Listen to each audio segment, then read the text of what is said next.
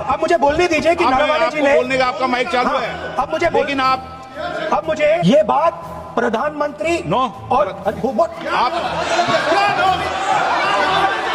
अब मैं इसका भी नियम बता दूं, 1 मिनट वो किसने बताया?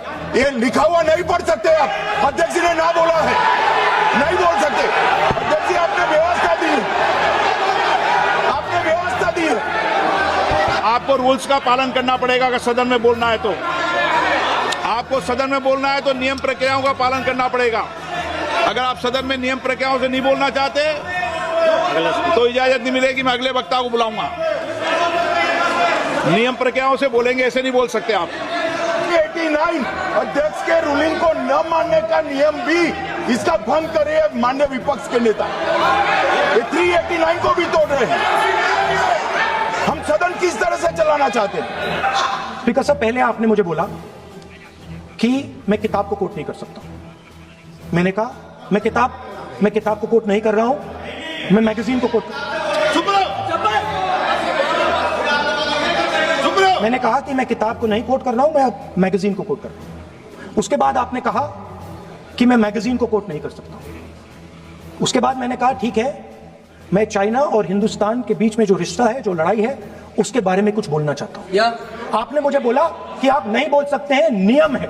आप मुझे बताइए, हिंदुस्तान और चाइना की रिलेशनशिप पर ना बोलना कौन सा नियम है? माननीय सदस्यगण, आप उस किताब का हवाला बता रहे थे जिस किताब के बारे में रक्षा मंत्री जी ने कहा किताब नहीं छपी, ठीक है ना। फिर आप उस मैगजीन का उस तथ्य को बार कर रहे हैं।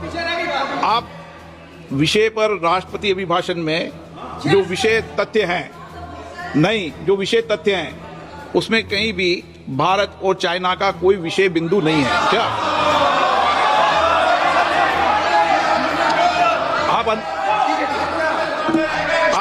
आपसे ये अपेक्षा की जाती है कि हम सब भारत के हैं, तो उसकी प्रतिष्ठा बनाए रखना आप सबका दायित्व है। आप इस तरीके के तथ्य नहीं रखें जिससे कि देश की प्रतिष्ठा कम है, ये अपेक्षा तो की जाती है आपसे। तो आपका कहना है कि जो प्रेसिडेंशियल एड्रेस है उसमें इंटरनेशनल रिलेशन से कुछ लेना देना नहीं। मतलब हम कोई ना पाकिस्तान पे बोल सकते हैं, ना चाइना पे बोल सकते हैं, ना किसी और देश पे बोल सकते हैं। ये क्या बात है सर? मैंने फिर माननीय प्रतिपक्ष के नेता, आप फिर बोल रहे हैं।